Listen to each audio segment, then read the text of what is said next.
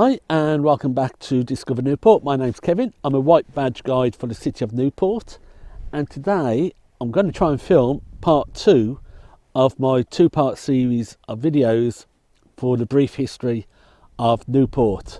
And today we're going to go from the Civil War. Well, actually I'm just going to go back a step before the Civil War all the way up to the modern day and look at some of the more major issues that's happened to Newport and the more important events and occurrences. But today I'm over at Newport Wetland Centre over in Nash, which is on the east bank of the River Usk. So a little bit about Newport Wetland Centre before we move back into the history. It's a National Nature Reserve. It opened in the year 2000 and it was pretty much man-made reed beds and the clearing up of the mud flats as part of mitigation for the building of the Cardiff Barrage. Now, before the barrage was put in place, Cardiff Bay was a major stopover point for migrant birds, fly down onto the mud flats. There was a lot of reed beds around there, and it was important for wildlife and migrating birds in particular. So when they installed the barrage and flooded the bay area, they lost all of that resource for wildlife. And as part of the planning and as part of the plans for it, a new wetland centre or wetland area was proposed here in Nash in Newport. Behind me there's many hundreds of acres of man-made reed beds, and in front the mud flats have been cleaned up and now it's becoming much more marshy and a real resource for wild birds. Now at this time of year it's November, it's October, but from November the Wetland Centre does open up evenings. The Wetland Centre is operated by the RSPB. The wetland area is owned by National Resources Wales and Newport City Council. But in November the RSPB will run a lot of evening walks here for the murmurations of starlings. This is when thousands and thousands of starlings come together, create swarms and flocks and produce amazing patterns in the skies. And Newport Wetlands is becoming quite renowned for these starling murmurations. Well worth coming out to. Check on the RSPB website for the visitor centre to find out when they have their open evenings and evening walks, and really come and experience quite an amazing spectacular. The visitor centre also has a cafe inside, so after a good walk around the reserve you can call in, have something to eat, light refreshments, light lunches and things like that. A couple of bird hides and plenty of bird shelters, so good place to go for wildlife, bird watching. And there's some amazing dragonflies down here during the spring and summer, well worth a visit. But now let's get back on to what this video is all about, and that is the history of Newport, this one from the Civil War up to modern day. Let's move on to the first part of this history, which I should have included in last week's or the last video, but I totally forgot, and how I could forget it I don't know. It's the Law in Wales Acts of the 1500s, 1536 and 1543. These were introduced by King Henry VIII because there was a bit of discontent in Wales. He didn't feel as though Wales was being ruled properly. He had issues with the march of lordships. They were becoming a bit rebellious, and so he decided the best way to deal with it all was the laws in Wales, and that would introduce Wales under the same legislation, same administration and same procedures as the rest of England. He thought by unifying, and it became known, and these laws in Wales became known as the Acts of Union for England and Wales. He thought that by unifying it would make it a much more harmonious nation. So Wales was given 26 seats in Parliament. The administration and everything else came under the English system, and that included taxation. Standardisation of taxation meant that Newport lost its tax haven for the import of goods that it had held since 1215 and the Magna Carta. So that was the biggest impact on Newport of the Acts of Union. Really did impact trade to a degree because it lost its tax-free status and all the advantages over places like Gloucester, Bridgewater and Bristol disappeared. So let's now move on to the Civil War. And the Civil War really did split the Morgan family. Part of the Morgan family was in full support of King Charles. Other parts of the Morgan family were in support of the parliamentarians under Cromwell. Now, the main man at the time, Sir William Morgan, was a supporter of the King and of the monarchy. And he hosted King Charles down at Tredegar House. Not the Tredegar House we see now, that was built later, a few years later. But part of the Tredegar House, which is a little bit older, was around then, and he was hosted there. Didn't particularly like it, King Charles didn't. He'd much rather stay at Ripura Castle, so he only stayed the one night at Tredegar. But a few months after that, Sir William Morgan's son, Thomas Morgan, was arrested in Abergavenny for hindering the royalist cause. Now that wasn't because he was full of parliamentarians, it was just felt by the King that Thomas Morgan wasn't doing enough for promoting and beating down the parliamentarians. King Charles was beginning to lose a battle this time. Naseby had happened, he was on the retreat, and the parliamentarians were heading, and I think he was basically just looking for a scapegoat, and Thomas Morgan was arrested for hindering King Charles's battles. So that was the main family, but we also had the cousins. Thomas Morgan's cousin, Sir Thomas Morgan, same name, different person, was very much a parliamentarian. Not only was he a supporter of Oliver Cromwell, he was a Commonwealth supporter. Now, Oliver Cromwell's rebel forces, or his parliamentarian forces, were split into two factions. One, the largest part, supported a constitutional monarch. They wanted the monarchy to stay, but they wanted it to be servants of Parliament, rather than the monarchy or King Charles, who wanted Parliament to be servants of the King. So the vast majority of the Cromwell wanted the monarch to stay, but just be subservient to Parliament. Another faction of the parliamentarian forces, a smaller faction, were Commonwealth supporters. Now they supported a full-on republic in Britain with the Commonwealth of Nations of England, Scotland, Ireland and Wales. So that's what they wanted, and Sir Thomas Morgan was very much a Commonwealth supporter. Now he was made governor of parliamentary forces in Gloucester, just up the road, and it was a parliamentarian forces in Gloucester that came down to Newport to siege Newport Castle. Now his brother Edward was not a parliamentarian, he was a monarchist. He supported the monarchy, and he was commander-in-chief of monarch forces in South Wales, and he would have been one of the defenders of Newport Castle. Newport Castle wasn't particularly well defended. It still hadn't recovered fully structurally from being laid siege to by Owen Glendower, so it wasn't a particularly strong castle, and it only had about 50 people in defending, 50 soldiers or reservists to defend the castle. So it fell quite quickly.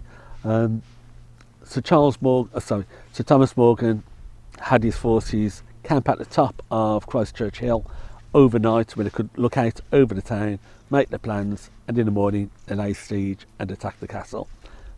Didn't take long for it to fall. As I say, the castle structure itself wasn't repaired fully after Owen Glendower's attack 100 years or so, a couple of hundred years previously, and it was only a small contingent of soldiers defended it.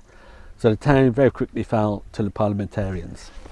Now, one of the important things to remember about Oliver Cromwell is that, yes, he was a parliamentarian, he was a Christian, but he was a Puritan.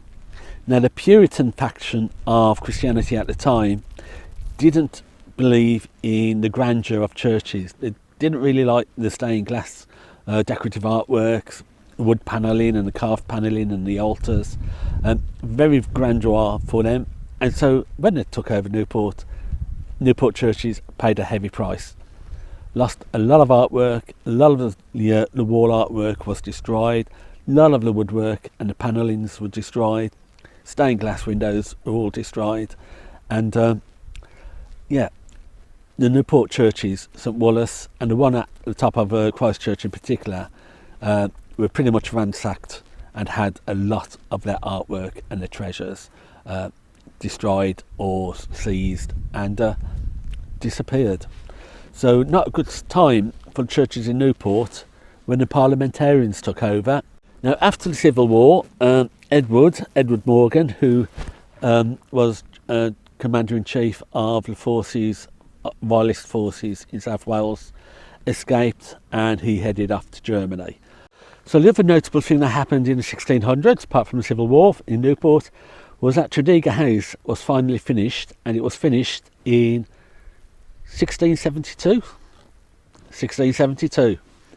Now at the time, Newport was actually quite a small town, a small village, but it had a bit of industry. It had the docks, of course, but its main industry, apart from the coal and iron making, was agriculture based. So it had a lot of breweries, agriculture trading in sheep's wool, a lot of sheep coming up, Brecon Beacons and the like, and there was also quite a strong soap making industry in Newport, mainly coming from lanolin off sheep's wool, the fleeces that were coming down, and also sheep's fat made pretty good, and sheep's milk made pretty good soap. So Newport had a quite thriving soap industry at this time. The Industrial Revolution was heading our way, and it was heading towards Newport, but before that happened, we had a nice visitor from the French playwright and philosopher Voltaire, who came to Newport on his way back to France. Now Voltaire, the philosopher, playwright, poet and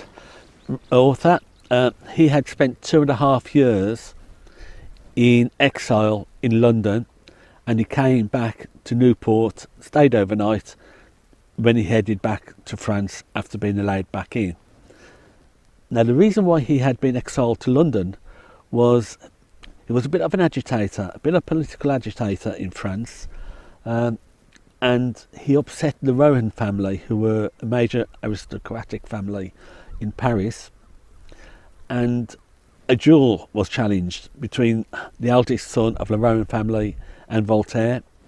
The family didn't want a duel to take place, the Rohan family didn't, in case they lost the eldest son, and instead they had Voltaire arrested and he was thrown into the Bastille.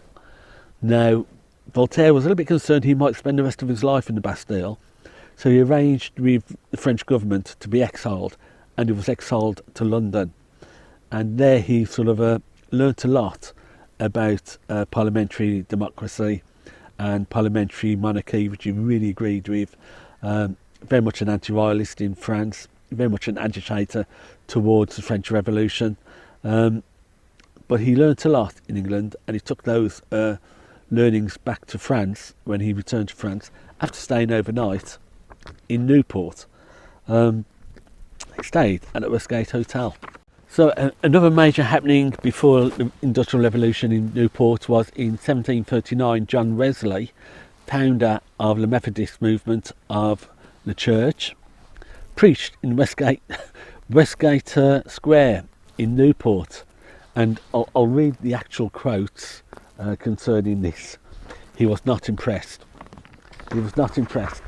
He noted in his diary for the 19th of October that he found the citizens of Newport the most insensible, most ill-behaved people he had ever seen.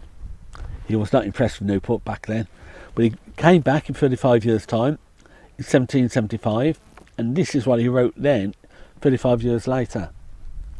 I believe it is 35 years since I preached here before a people who were then as wild as boars. How amazingly the scene has changed. So something had happened in those 35 years to tame the people of Newport. It could have been the Industrial Revolution, because that really started to take place in the 1760s. Okay, so now we've hit the 1760s and the start of the Industrial Revolution, and Newport was about to change, and change rapidly. So Charles Morgan had coal, he had iron, he had limestone on his land, stretches all the way up into Breconshire, all the way down into Monmouthshire. He had the ores, he leased out the land for the recovery of those ores, so he never actually owned the coal mines, never owned the quarries, never owned the iron mines, but he leased out and took a percentage of whatever came out of the mines. He had the wharves, the city wharves, the town wharves down on the River Usk for shipping out the coal and the minerals from the city. What he needed to do was to connect the two up. And one of the ways that did that in the early days was basically through horse and cart. Not very good, not very efficient. Very low amount of stuff could be transported that way. So Sir Charles Morgan, being an MP, he proposed a plan to do canals and run canals from the mines and the quarries down to the wharves and out of Newport, and he would make money on the transport of or the use of the canals. So that's what he proposed. In 1792 he persuaded Parliament to pass the Monmouthshire Canal Navigations Act. That gave the canal company pretty much rights of compulsory purchase of any land that they needed to build the canal, and also included the rights to run tramways from any mines or quarries, limestone quarries, within 8 miles of the canal's route, so they could connect up the canals, and they had the right of compulsory purchase of land to install those tramways needed to support the canal.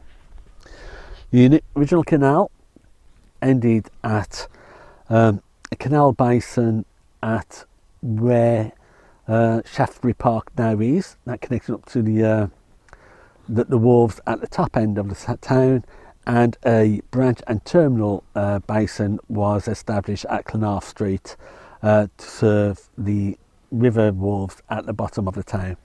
And Clonarf Street is basically where Friars Walk is now. There was also later branches extended off the main canal system to serve the valleys up towards Crumlin and beyond, and also a final extension of the canal was put in place to serve the docks when Alexandra docks were, so when the town docks were installed.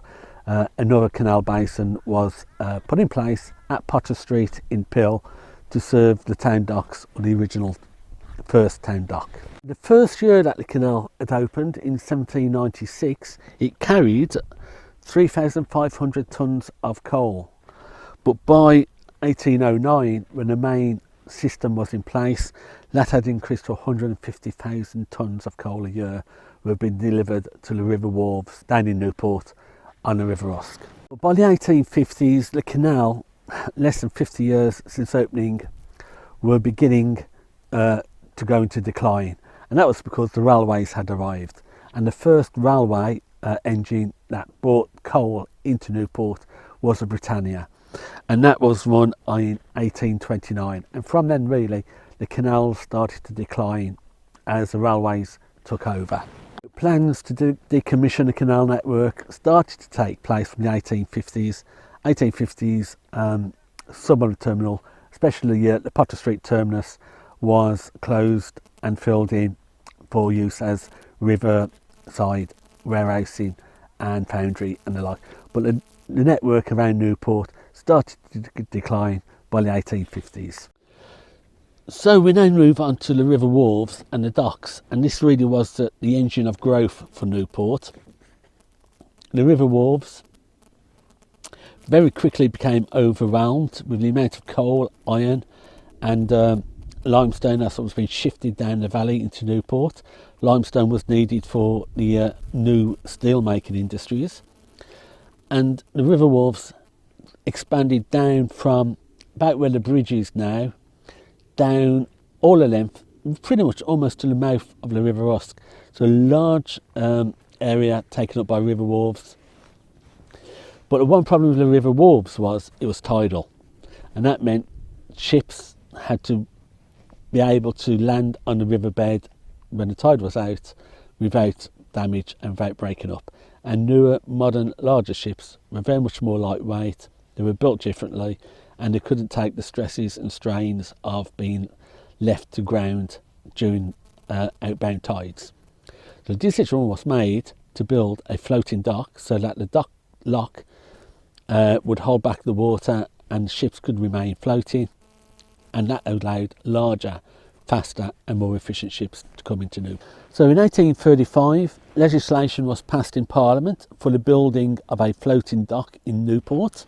It took 7 years to build and it opened in 1842, but 2 years previous to that the Newport Steam Tugboat Company was set up, ready for the opening of the docks, and they had the tugs in place ready for the opening day.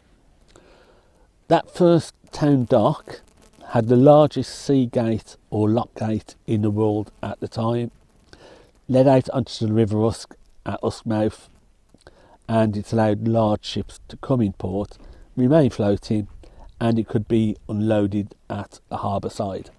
Now on the one side, the west side of the harbour was purely dedicated to coal and iron exports. The east side of the harbour was dedicated to imports and general cargo, but the west side was purely associated with the growing trade in coal from Newport. So it wasn't long before even the town dock was overwhelmed, and they were still doing work from the river wharves as well. But the first town dock became known as the Outer Basin, and a second town dock extension was built, which was called the Inner Basin. That was built in 1858. Over the two town docks combined, it covered a total of 12 acres. This was a large area, one of the largest floating docks man-made in the world at the time, one of the largest.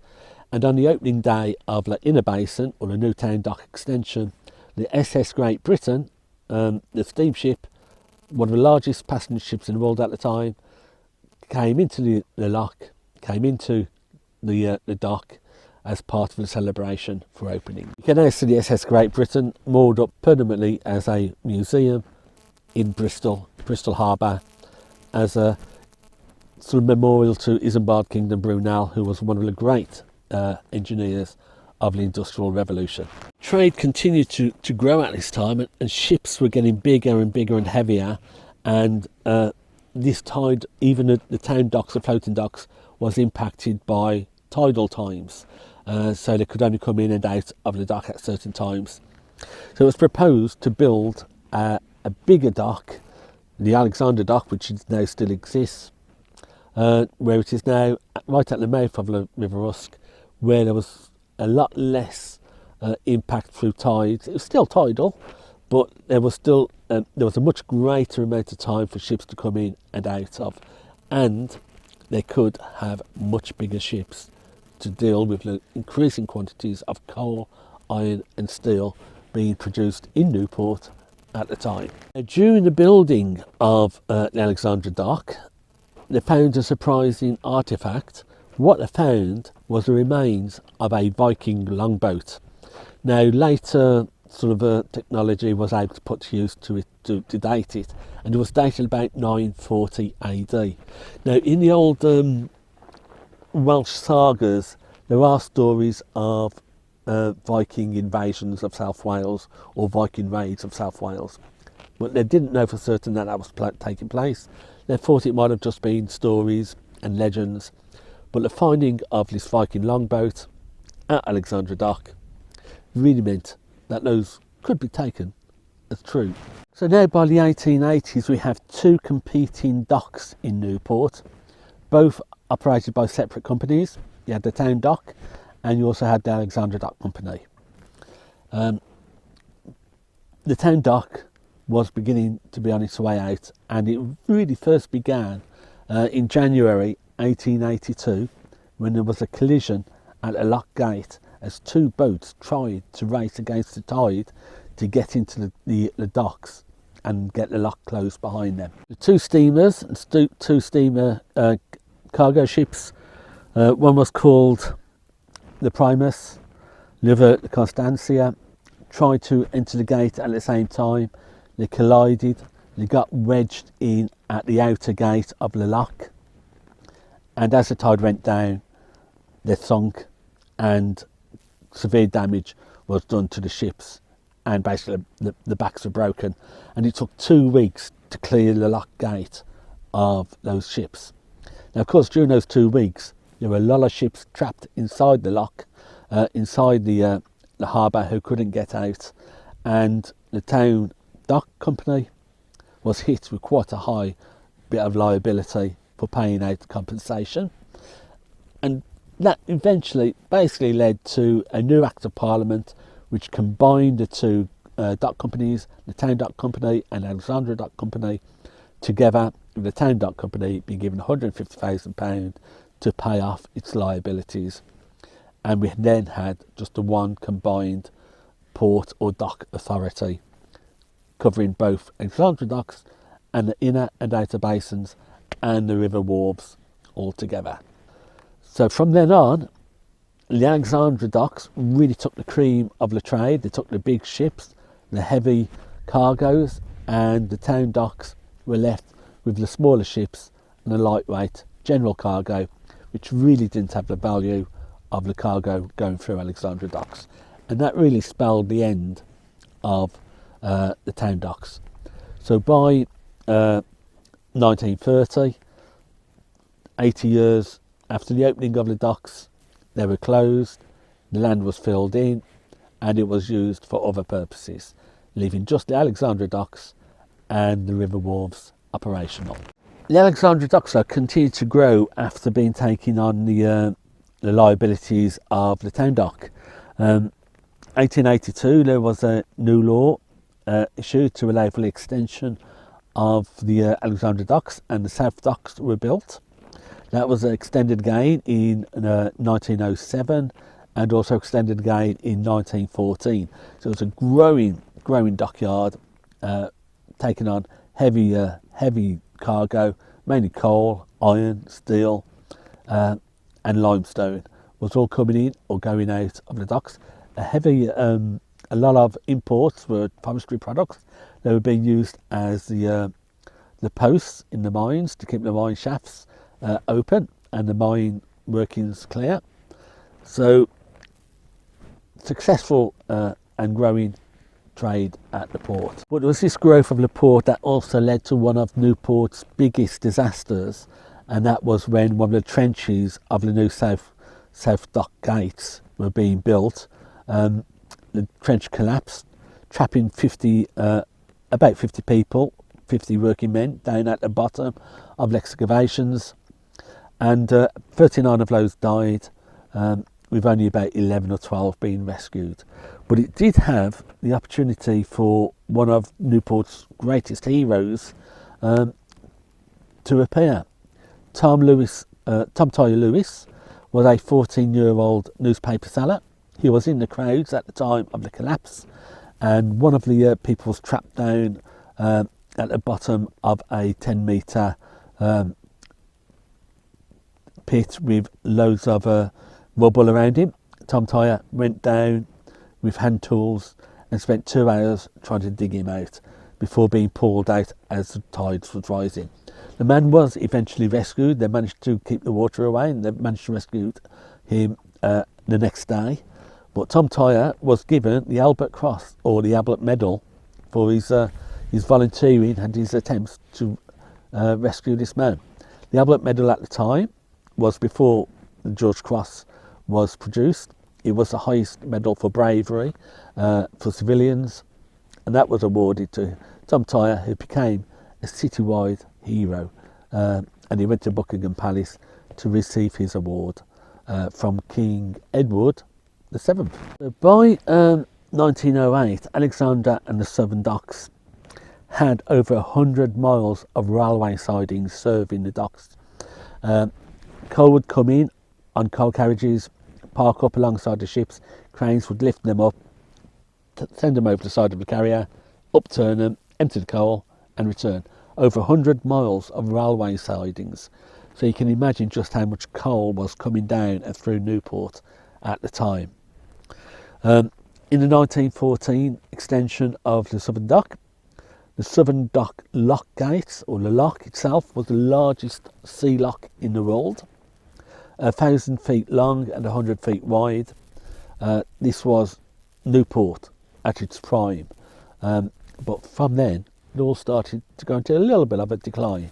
With the town dock closures of 1930 and the filling in of the docks, they also started to rip up the supporting network. So the supporting railways, supporting canal system, the supporting sidings were all slowly starting to be ripped up, filled in and reused. And that had an impact on the river wharves. It didn't have the facilities that they used to. And from about 1915, the river wharves started to decline and really sped up by the 1930s. The river wharves were closing because they didn't have the support structures in place once the town docks had gone. So we got to the stage that by the 1960s, even the larger wharves at the bottom end of the Usk River, where it wasn't so tidal, well, it was tidal, but it still had a wider range of time for shipping. Even they had closed, and very few remained open for business. Town steam jetty, which ran the ferry from Newport to Bristol, also closed by the 1930s. It really started to lose its importance from 1886, which is when the Severn Tunnel opened and there was a direct railway from Newport to Bristol, offering cheaper, quicker and easier travel between the two cities. But the steam ferry, the White Funnel Ferry, did stay online till about 1930, before even that started to close down because there was no need for it. So today, the Alexandra Docks and the South Dock, they're both still operational, still quite busy, but nowhere near the scale of what they were at the heyday of the Industrial Revolution. Today, its main imports is wood products, forestry products, come from Scandinavia, and exports, it's mainly waste and scrap and recycling material going back out to Europe for recycling and sorting. So not a vast amount of trade now goes, but quantity wise and value wise, it's still quite busy, but it's nowhere near as busy as it used to be. And then they started to pull down quite a lot of the cranes that used to be there. So it's changing face. One of the things though with Newport is that it still holds an explosives license. It has one of the biggest non-MOD dock licenses for explosives, and that's still going to be a part of Newport's transport. Back in the 1990s, I think it was, the US Air Force shipped in 500,000 tons worth of munitions through Newport at night to head off to the forces bases, which was of course at the time of the Cold War, and American bases being based in the UK. So that's it. Not such a big busy port now. So during this great time of industrial revolution and mechanisation and industrialisation, Newport also played a major role in the political and social history of the UK, and that is through the Newport Rising. And the Newport Rising was the last major armed insurrection in the UK in support of civil liberties and the right to vote. So what was the Chartist movement and what was it all about? The Chartist movement was set up in London in 1838 by London Working Men's Association. It had 6 main aims, and these aims were a vote for every man over the age of 21, a secret ballot or a secret vote, pay for MPs so that people who couldn't afford to just go and work as an MP would get paid, and that would open up the opportunities for many more working class or upper working class people to stand for Parliament. They wanted the removal of the property rights to stand. So to stand for Parliament you had to own property, and they thought that sort of stopped the working man from standing in politics. So they wanted to get rid of that. They wanted elections every year, and they wanted constituencies to be of equal size, because at the time rural constituencies had much more power in Parliament than urban constituencies. It was really more sort of based on geographic size. So a large rural area might have 2 or 3 MPs representing it. Monmouthshire had 3, whereas a city that was packed full of people might only have 1 if they were represented at all. So they wanted equal sized constituencies. So there were 2 main forces at play with the Chartists. There was the moral force Chartism, and they believed in the use of political pressure and non-violent means such as petitioning and campaigning to get those aims. And there was the physical force Chartists, and they were quite happy to see physical force and armed insurrection take place in order to get the changes they needed. The physical force Chartists tended to centre around the more industrial areas. Glasgow was a hotspot. Newport also was a hotspot for physical force Chartism, same as Manchester and York. And Newport was to play a part as being the lead in a campaign for armed insurrection. If Newport had been successful, there were plans for other armed insurrections to take place around the country. And this was one of the reasons why the authorities were so concerned about the Chartist movement, because this was a time of political upheaval, both domestically and internationally. Many of the establishments were of the aristocracy. They had family spread out across Europe, and they were still sort of feeling the impacts of losing a big part of their family and cousins regarding the French Revolution, which saw the killing of many of the aristocracy in France. Again, in France at this time, Napoleon was at play, attacking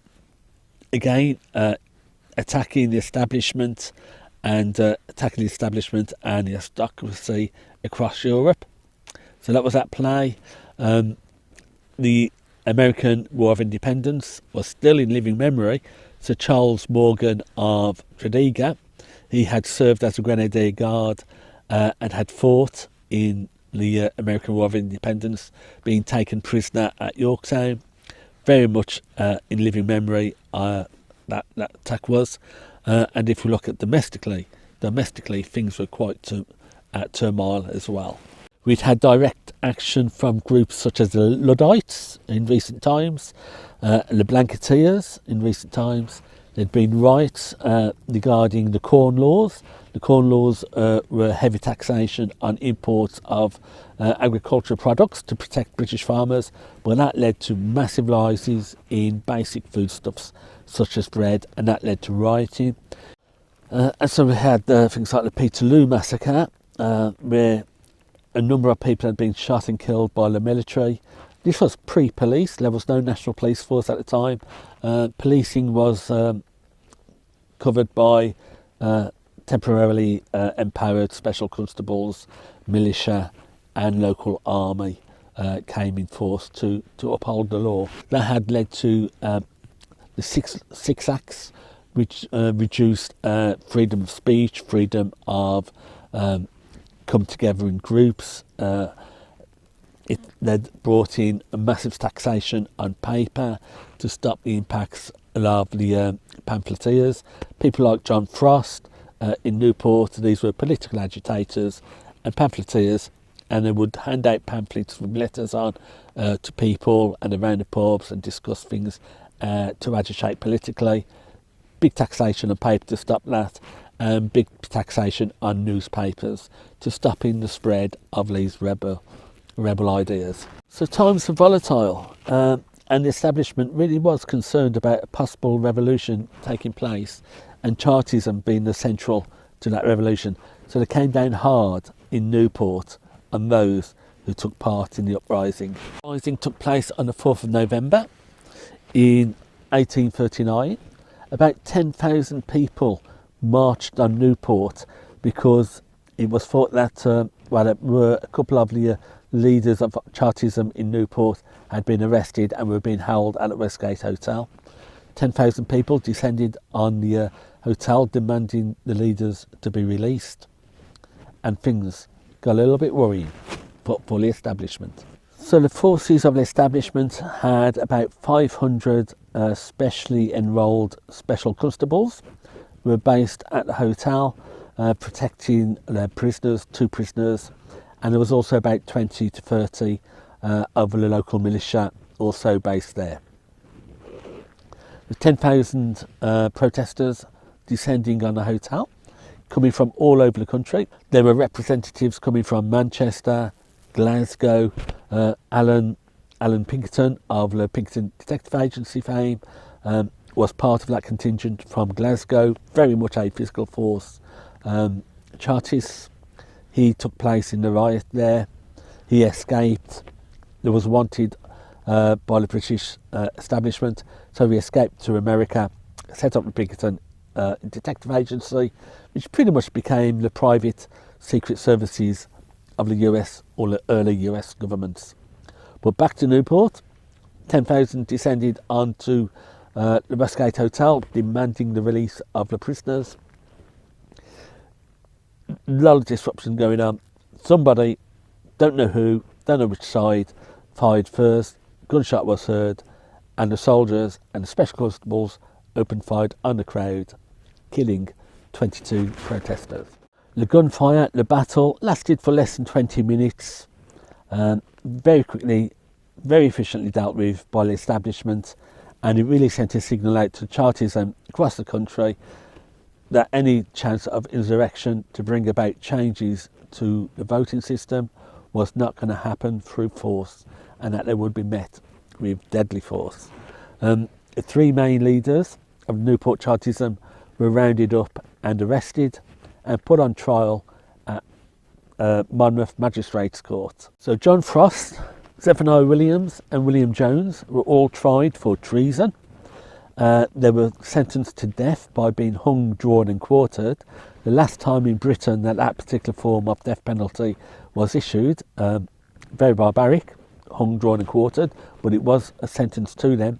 But after political campaigning, public protests, that death sentence was commuted to being sent to, transported to Tasmania, and there they were to live out their lives. John Frost, though, received an unconditional pardon a few years later from Queen Victoria, and he was allowed back to the UK, and he came back to a hero's welcome in Newport, but he never settled back in Newport. He went over to the other side of the estuary and lived in Bristol until he died.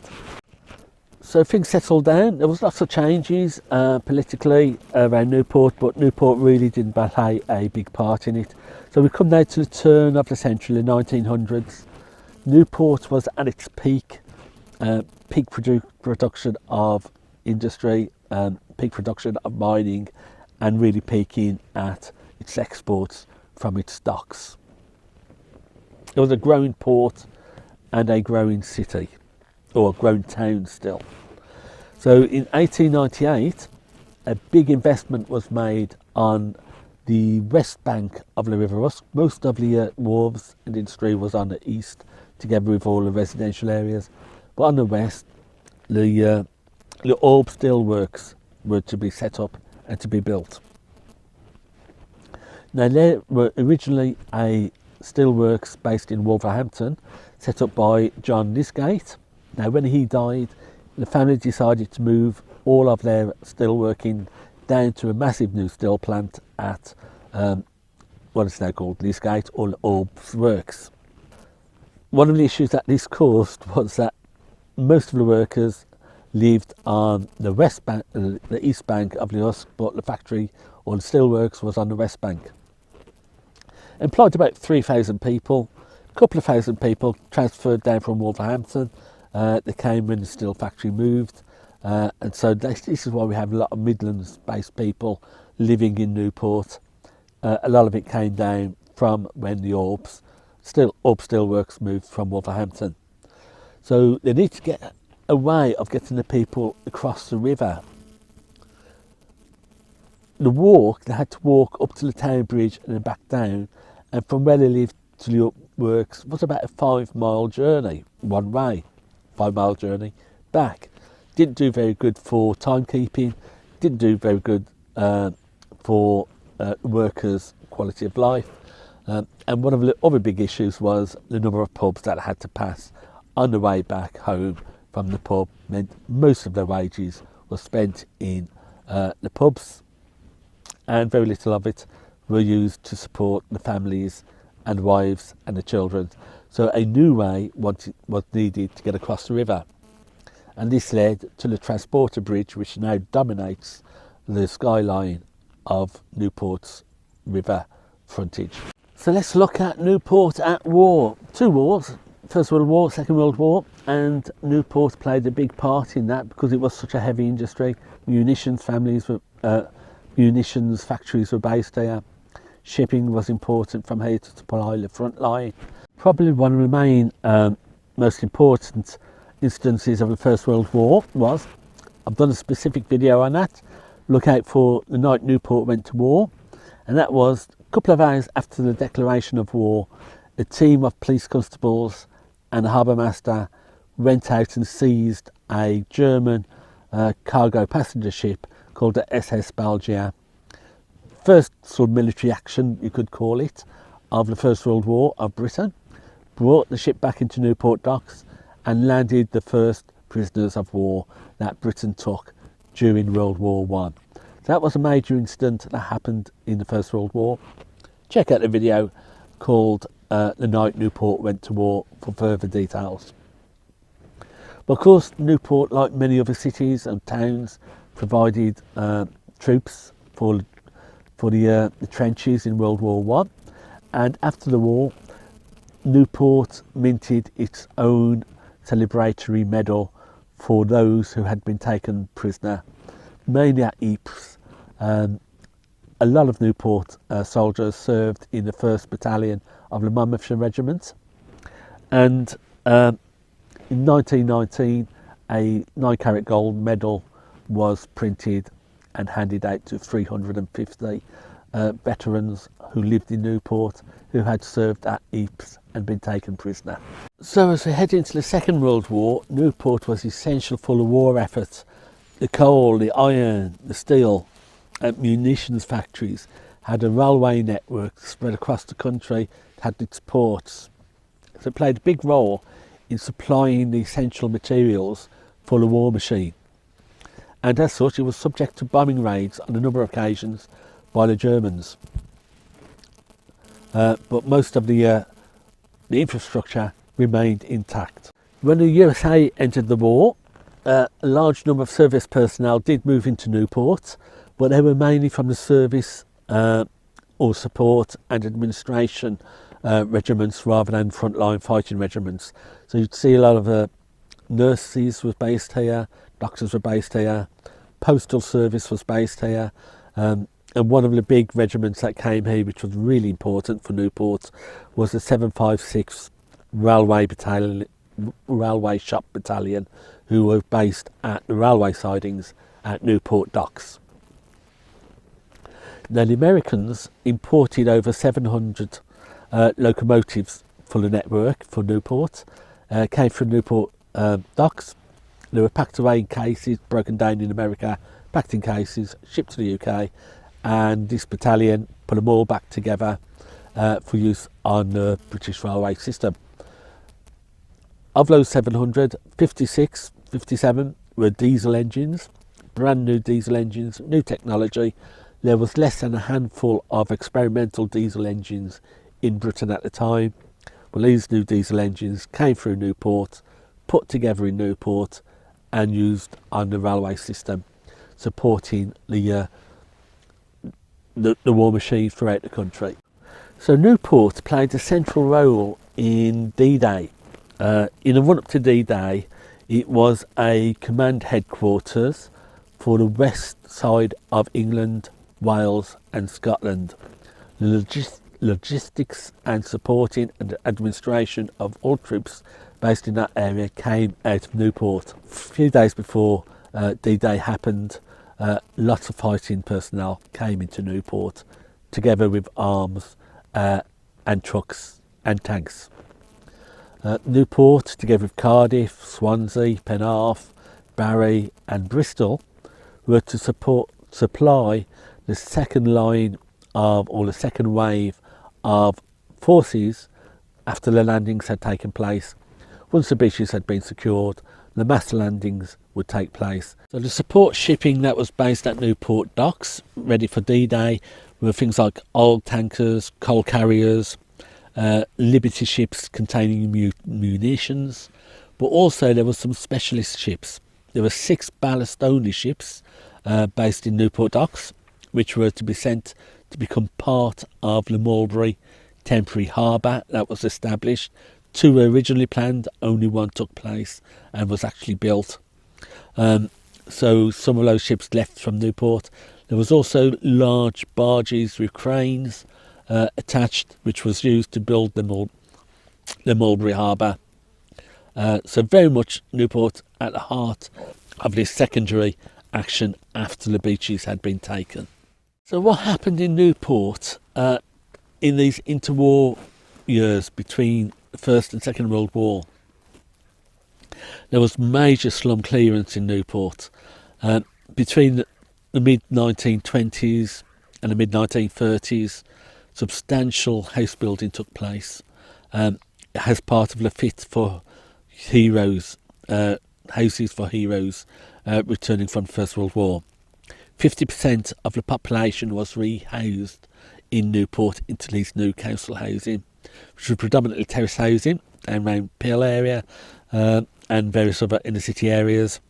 But this new housing had to meet the standards of the Ministry of Health. They pretty much put the standards down, and also the council rents were capped to provide good quality, cheap housing for people returning from the First World War and for those workers in industrial areas. And Health Ministry had a big say in this, because before the Health Ministry got involved in the housing, regular outbreaks, epidemics taking place in Newport because of the other hygienic conditions. So for instance, 1849, 69 people died in a cholera outbreak. In 1856, 59 people died from typhus. So these unhygienic conditions did lead to outbreaks, and that pretty much came to an end with the 1920s house building. The other thing is, because of the scale of the house building Newport undertook, it helped to mitigate some of the impact of the Great Depression of the 1930s. There was still high unemployment, but because of the house building going on, taking up labour, the impact on Newport was not as bad as some of the mining towns in the valleys and other areas of Wales. It was also 1939, just before the outbreak of the war, that Newport's population finally hit 100,000. So still a small town, but a growing town. So post-war Newport was really a story of a managed decline, really.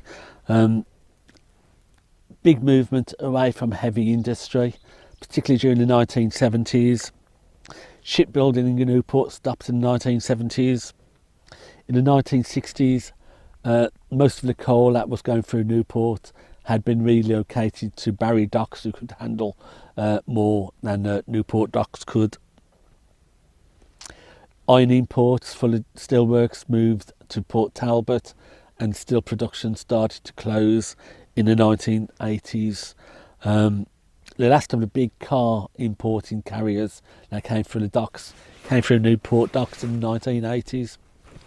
Very much that 1970s, 80s was a time of decline. Now the steelworks is just a fraction of what they used to be. All of the big works, the old works and other areas have closed down, and they're really pretty much being converted over to housing and retail. Newport eventually became a city in 2002, which was to celebrate Queen Elizabeth Golden Jubilee celebrations. She named a few towns as cities, and Newport was one of those for the celebration. But as these high paying wages and high labour jobs in heavy manufacturing came to an end, it was replaced really by call centres that was high labour but low pay, and also now data centres and high-tech industry. The call centre industry has, just like the rest, died out of Newport, leaving sort of the data centres and high-tech industries, which are high paid but low labour. So Newport is going through a transition at the moment, not as a profitable or as prosperous a city as it used to be, but it is still holding its own. Probably the biggest influence on Newport is the Celtic Manor Hotel. It's a big golfing resort. Our championship golf course is based there, and brings in a lot of people. Now has International Convention Centre, which also brings in a lot of people and a lot of trade, a lot of business people. It held a Ryder Cup in 2010, and in 2014 it was host of the NATO conference. Very big event that came in thanks to the Celtic Manor Hotel. So now it's pretty much home to business travel with the International Convention Centre. Tourism, recreational tourism, tends to now be based around Caerleon with the Roman ruins. So it does have a large number of visitors, does have a bit of a tourist industry.